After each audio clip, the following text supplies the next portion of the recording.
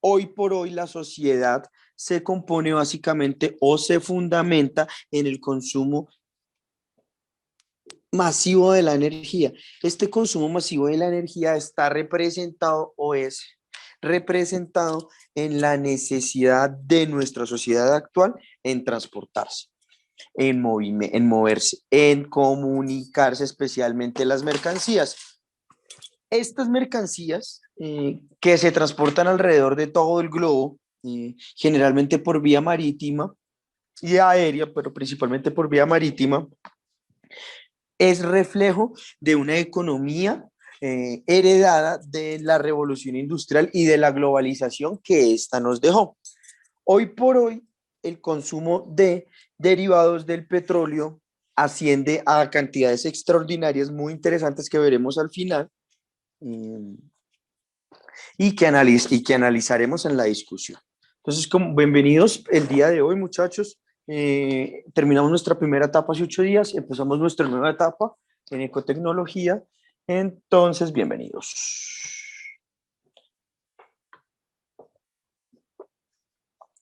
Consumo, devastación y energía.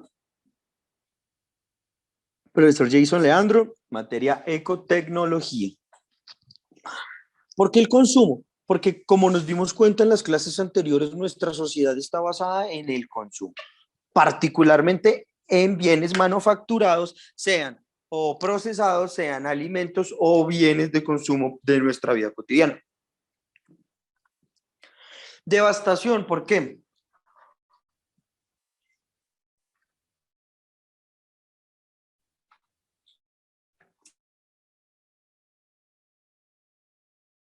La producción actual nos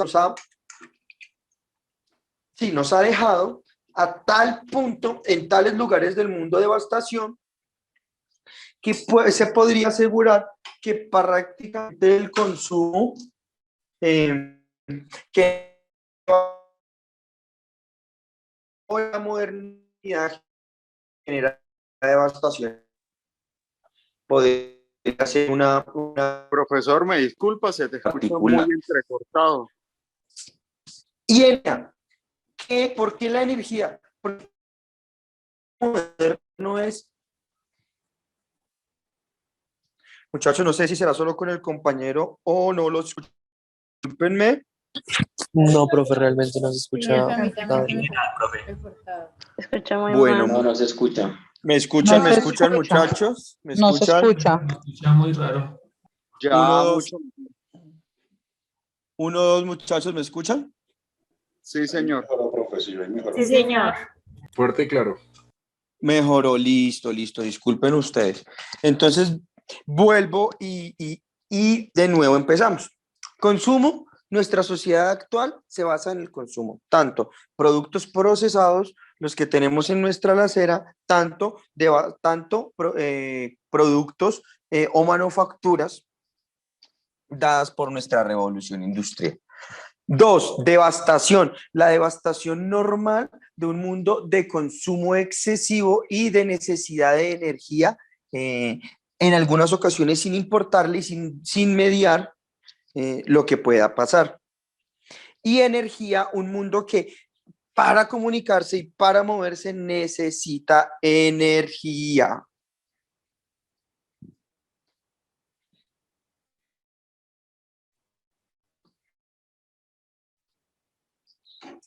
¿Qué pasa? Nuestra sociedad actual es el resultado de las sociedades del pasado. Se ha convertido en tradicional o se ha puesto de forma característica que no se habla de nuestras formas de producción, no se habla de nuestras formas de consumir, no se hace una reflexión crítica sobre cómo consume nuestra sociedad y cómo podríamos mejorar o cómo podríamos sostener nuestro consumo sin afectar tan impresionantemente nuestro medio ambiente.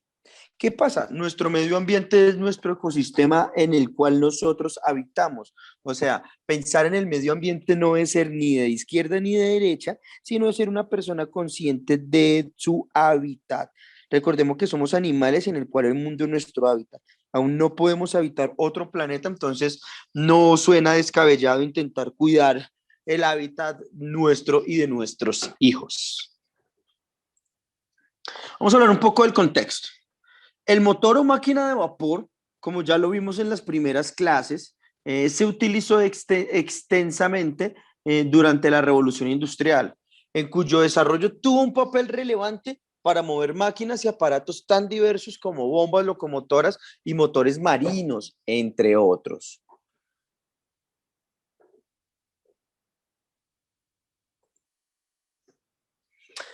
Acá podemos ver cómo funciona una máquina de vapor a modo primitivo o básico, no primitivo, de las primeras.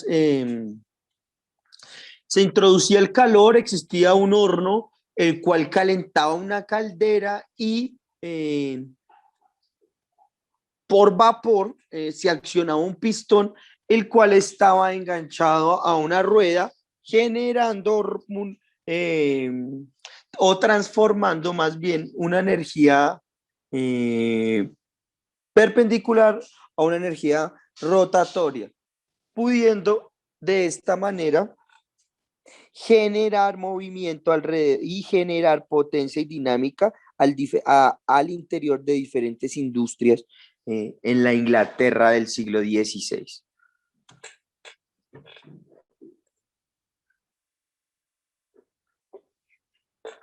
Una nueva forma de potencia. Estamos hablando, muchachos, cuando hablamos de energía, cuando hablamos de potencia, de la potencia que nos ha generado la Revolución Francesa, discúlpeme, la Revolución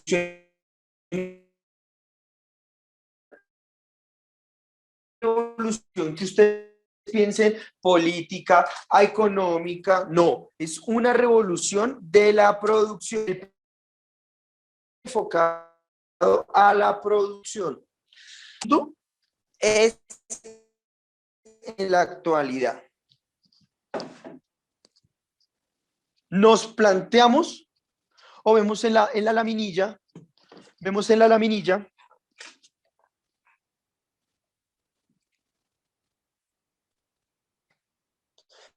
muchachos, vemos en la laminilla, es que debe ser el internet, muchachos, entonces vamos a tener un poco de paciencia, ojalá Zoom lo grabe un poco mejor. Vamos a ver en la imagen la Rocket. La Rocket fue la primera locomotora con pistón diagonal, mírenlo acá. El pistón diagonal, ¿para qué sirve? Para que se estabilice la fuerza y genere poca vibración al interior del motor.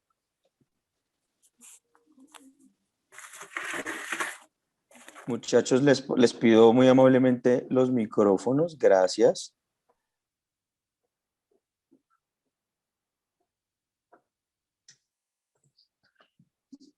Bueno, de nuevo, la Rocket fue uno de los primeros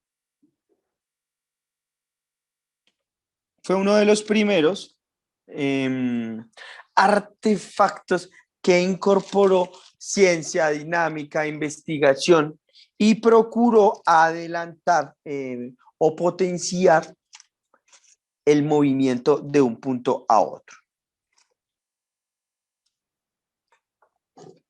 James Watt y Matthew Boulton afirmaron no estar vendiendo una bomba para la extracción de agua en las minas de Cornualles. Afirmaron estar vendiendo lo que más necesita la sociedad. Dijo Boulton, vendemos potencia. ¿Para qué? Para transportar, para moverse, para dinamizar.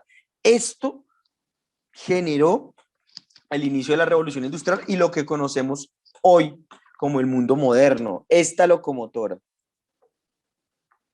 Tenemos un ejemplo de lo que se convirtió la revolución industrial en una empresa del consumo de energía y de generación de máquinas basadas en los motores de vapor. Arriba vemos cómo funciona una máquina de vapor que extraía agua de las minas. Y abajo vemos un cartel de la empresa James Watt and Company de Birmingham, generando o publicitando estos generadores. La asociación se formó en 1775 para explotar la patente de Watt de una máquina de vapor con un condensador separado. Esta mejora permitía un uso mucho más eficiente del combustible que en el antiguo motor Newcomen. Inicialmente el negocio tuvo su sede en la fábrica Soho, cerca de la casa Soho de Bolton, en el extremo sur del entonces parroquia rural de Handsworth. Sin embargo, la mayoría de los componentes de sus motores fueron fabricados por otros, como por ejemplo los cilindros mecanizados por John Wilkinson. John Wilkinson era un extraordinario armero del siglo XVIII, se especializaba en cañones, pero James Watt y Matthew Boulton pidieron que él les hiciera un condensador lo suficientemente fuerte para alcanzar altas temperaturas y así generar mayor potencia y rendimiento. Este tipo de innovaciones se deben particularmente a el conocimiento de la revolución industrial.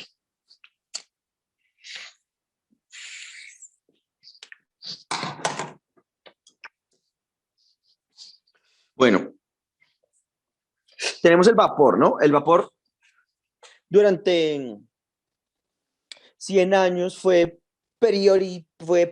particularmente importante, pero finalizando el siglo XIX, los derivados del petróleo, especialmente la gasolina,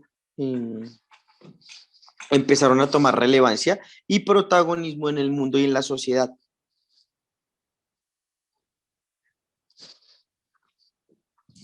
El petróleo cambió la forma de imponer la potencia. El petróleo proviene de la descomposición de material orgánico proveniente de dinosaurios y plantas acumulados en depósitos que fueron cubiertos de capas de sedimento durante muchos años y por temperatura y presión se formaron hidrocarburos dando origen al petróleo. Básicamente esta podría ser una respuesta o una explicación muy básica y muy somera sobre cómo se forma el petróleo en nuestra actualidad. Vemos en la ilustración que el petróleo es básicamente un elemento de la naturaleza, que por cuestiones de la dinámica de la acumulación de conocimiento, recordemos nuestras primeras definiciones, que es la acumulación del conocimiento científico, el que lleva a poder transformar químicamente y a través de un proceso industrial este mineral o este hidrocarburo, transformarlo en diferentes formas de energía a través de procesos. Miren la capacidad de la industria que en 200 años pudo transformar un material que había estado ahí durante muchísimos años, durante muchos cientos de años, pero que ahora podemos transformar. Particularmente transformarlo, extraerlo y transportarlo. O sea, no es para nada fácil la tarea de la industria petrolífica petrolera en el sentido logístico, operacional y científico. Es bastante complejo y se han logrado niveles técnicos bastante importantes. El petróleo, la energía que transformó al mundo. A mano izquierda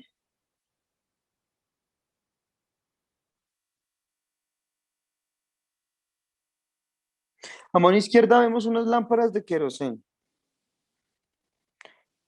que se han caracterizado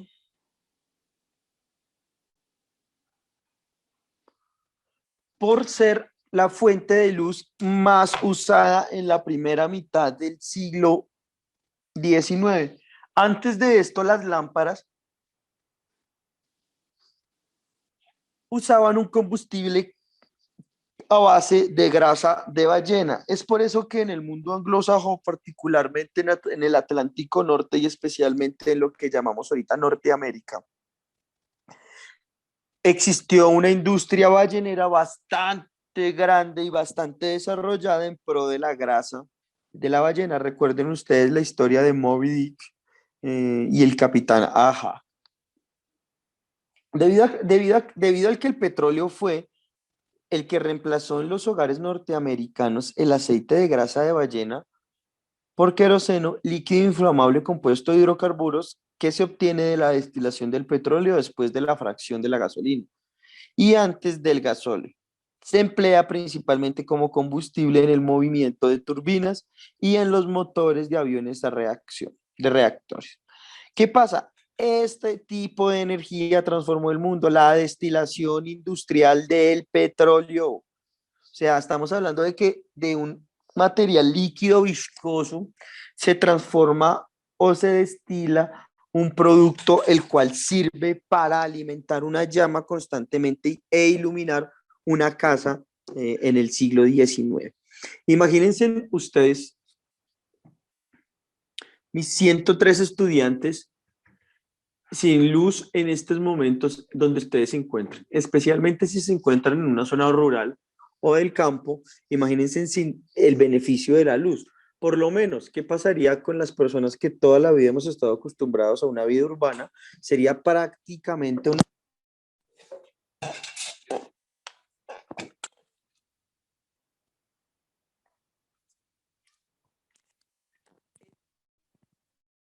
el acceso a la luz. Sería un proceso bastante tortuoso.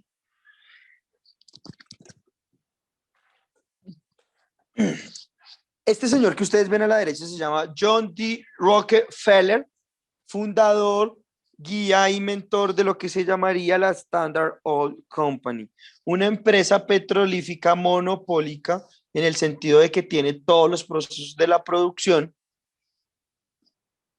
del petróleo. Hacia principios del siglo XX le hicieron un juicio a este señor y a sus empresas por un monopolio y obligaron a dividirse en 23 empresas distintas. El fundador y presidente de la Standard Oil, una gigantesca compañía que llegó a controlar la extracción, refinado y transporte de distribución de más, muchachos, escuchen esto en cifra, del más del 90% del petróleo de los Estados Unidos y sostuvo monopolios enteros en múltiples países. O sea, solo en Estados Unidos tenía el 90% del acceso al mercado, pero fuera de Estados Unidos su influencia fue mucho mayor. Vemos a mano izquierda una factoría o una refinería, seguramente de Oklahoma, de John D. Rockefeller. Este tipo de hornos eran los hornos los cuales expulsaban el residuo de combustible que no se podía ni refinar ni controlar. Vemos a mano izquierda los tanques, o sea, estamos viendo que desde o sea, desde el inicio, la industria se fue consolidando y se fue estructurando a sí misma para hacerse eficiente, productiva y eficaz. ¿Cómo afecta el petróleo a la economía actual? Desde los tanques de almacenaje en los yacimientos, el petróleo crudo es transportado por remales internos hasta líneas troncales o oleoductos donde se le bombea, a veces a largas distancias, hacia terminales, océanos o refinerías. Vamos a hacer aquí en la lámina un ejercicio muy interesante sobre el movimiento o la extracción de petróleo. Miren todos los canales de distribución que interfieren.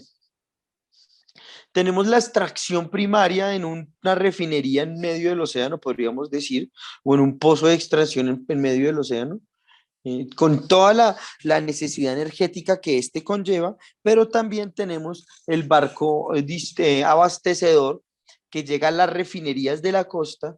Esta refinería de la costa lo minimiza a tanques o a carros distribuidores. Estos se distribuyen por todo lo que nosotros en Colombia llamamos bombas o estación de servicio y así distribuimos de forma masiva nuestro combustible. Estamos acá minimizando o teniendo la más mínima expresión el conjunto logístico de la extracción del petróleo. Miren todo lo que interfiere y las dinámicas en las cuales interfiere esta energía. ¿Cómo haríamos si podríamos o cómo podríamos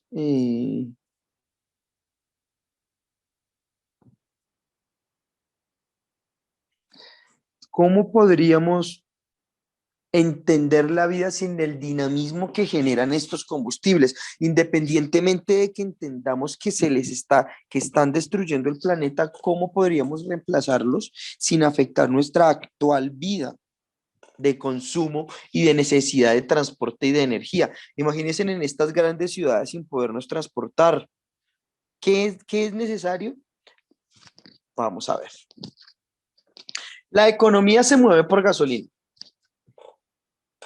Debido a que Estados Unidos resultó el vencedor de la Segunda Guerra Mundial, Europa estaba destruida y el modelo norteamericano económico preponderantemente se impone. El transporte de todo tipo se movió en su mayoría por derivados del petróleo, desde motores hasta aviones, desde motores generalmente pequeños, motocicletas, hasta aviones a reacción, fueron por los derivados de los hidrocarburos. Pero principalmente el modelo económico del movimiento a partir de la gasolina se empieza a expandir en el mundo a través de los Estados Unidos. Después de la Segunda Guerra Mundial, Estados Unidos estaba aquí su desarrollo a mano derecha, miren esa cantidad de redes, pero Estados Unidos se extiende hacia el oeste y principalmente fomenta una vida de suburbios. Estos suburbios alejados de los centros urbanos pretenden crecer y dinamizar, pero se necesitan carreteras y vías, las cuales permitan la comunicación de los nuevos centros habitacionales urbanos y laborales. Vemos la red de caminos y de carreteras de los Estados Unidos y esta es una famosa imagen de un puente en Los Ángeles. Interesante, muchachos, vamos a analizar el modelo de los suburbios. Suburbio es un término propio de la geografía urbana procedente del latín suburbio para designar a las zonas residenciales de la periferia urbana extrarradio, es decir, que está fuera del radio o del interior. Mientras que propiamente en la lengua española el concepto designa los barrios bajos, pobres, marginados o desgarrados en estas zonas periféricas alejados del centro de la ciudad. Sí, pero originalmente el concepto de suburbios no estamos hablando de un concepto negativo y peyorativo, sino estamos hablando de un concepto que nos permite entender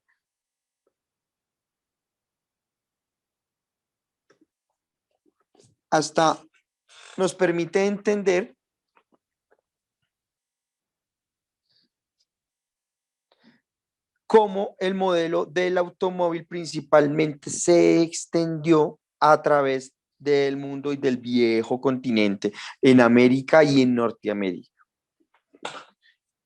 Entendamos el modelo que actualmente, principalmente en las grandes ciudades, está dando, especialmente en Bogotá. Muchachos, los que no conocen Bogotá, les voy a dar una pequeña descripción.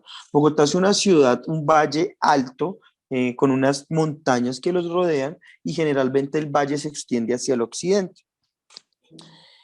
Bogotá es tan grande y tan costosa que la vivienda, especialmente la de interés social media-baja, se está yendo hacia los extremos, como en prácticamente todas las ciudades de Colombia. Pero si ustedes ven Colombia, la urbanización de los suburbios extrarradio o en el exterior se está haciendo extensísima, casi al nivel de Ciudad de México. Es por eso que se hace necesaria una red compleja de vías de comunicación, que es lo que no tiene Bogotá, ni siquiera se proyecta la construcción, porque construir una vía en Bogotá es extremadamente complejo, costoso y difícil, y por lo general son construcciones políticas. Entonces ustedes, mis queridos estudiantes y mis queridos connacionales, verán o seguirán teniendo una ciudad en crecimiento urbano, pero en decrecimiento vial, que es muy importante y debe crecer al mismo tiempo que la urbanidad. Bueno, los hidrocarburos no solo son propuestas económicas o energéticas saludables, sino que también tienen un lado negativo, y yo diría un lado muy negativo.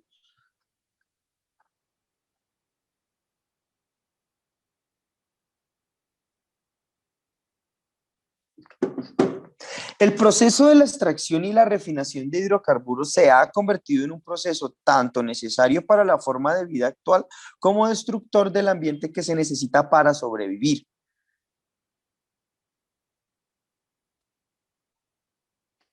Repito, el proceso de la extracción y la refinación de hidrocarburos se ha convertido en un proceso tanto necesario para la forma de vida actual como destructor del ambiente que se necesita para sobrevivir.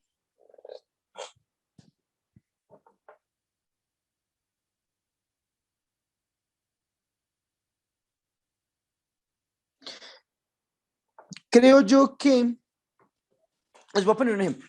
Venezuela, nuestro vecino internacional, nuestro mejor cliente durante muchísimas décadas, sufre la maldición del petróleo, que incluso Colombia lo ha sentido, pero por su capacidad productiva en el campo, en muchas ocasiones solventamos este tipo de recaídas. Cuando un país o una economía deja como protagonista máximo la extracción de hidrocarburos, generalmente sucede que cae y en declive su economía en algún momento. Debe mantenerse en un punto relevante y alto de la sociedad y de la economía mundial para que no le afecte. Pero generalmente este tipo de exceso de la extracción y de la refinación genera cosas como la que estamos viendo en las laminillas. Extracción, contaminación y abandono por parte de la industria petrolera. Casi todas las venas se alimentan. Podríamos decir que hay diferentes tipos de combustible, pero la mayoría de las venas del mundo se alimentan del combustible derivados del petróleo. Los combustibles son la fuente de energía que hace funcionar el motor de tu vehículo. Cuando se incendia la mezcla aire-combustible dentro del cilindro, la fuerza de la explosión es la que impulsa el pistón hacia abajo. Movimiento lineal que se transfiere al cigüeñal como un giro a través de la biela. Este luego lo pasa a la transmisión para luego llegar a las ruedas y mover el vehículo. A continuación te mostraremos tipos de combustibles que puedes ampliar sobre la definición del tema. Hay diferentes tipos de combustibles, ¿no? Gasolina, biodiesel, vamos a tener una clase particular sobre eso. Vamos a ver cómo se elabora la combustión técnicamente, ¿no? Acá podemos ver a la izquierda algo muy sencillo, donde podemos decir calor, oxígeno y combustible, donde hay un circuito o una herramienta, un sistema, podríamos llamarlo, el cual genera combustión.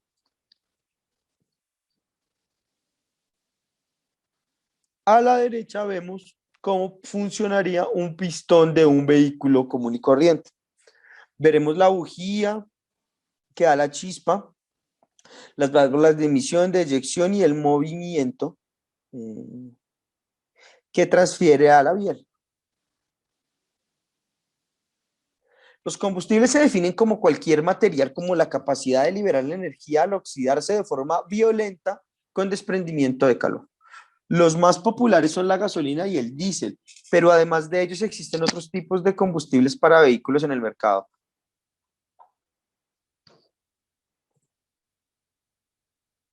Quiero que observen esto, muchachos.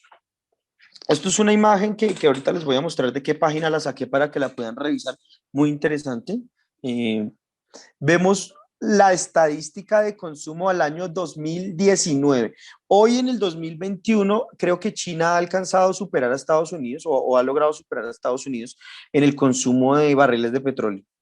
Nos vemos a Estados Unidos con 760 millones, yo creo que barriles de petróleo, vamos ahorita a verificar.